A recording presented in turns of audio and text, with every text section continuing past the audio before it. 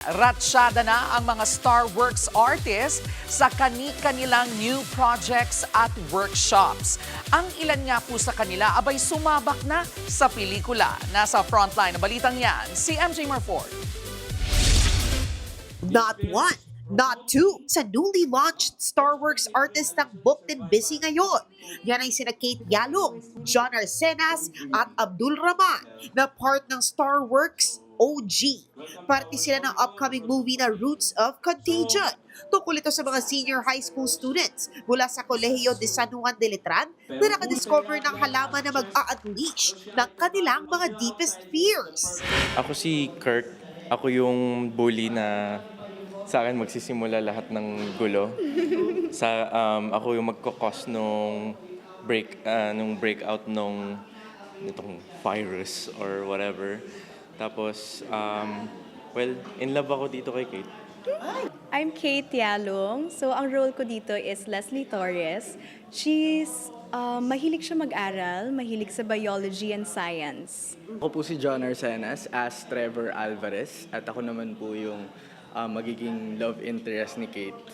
And while ongoing ang projects, puspusan pa rin ang training ng Star Works artist under acting coach extraordinaire Ryan Carlos na siyang pioneer ng Chabak technique sa Pilipinas. Marami na akong hugot kasi na-training na ako ni Direk Ryan. And for sure magagamit ko yung Chabak technique dito kasi based sa story nga, yung mga past memories, tapos yung mga past na hugot, ma-amplify.